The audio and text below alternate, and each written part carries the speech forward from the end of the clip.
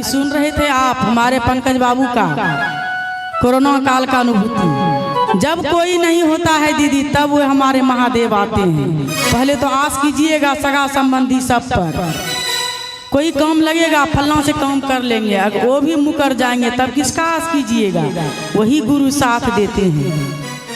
और शिष्य अपने गुरु से कहते हैं, जब कोई नहीं आता, जब कोई नहीं आता, महादेव आते हैं।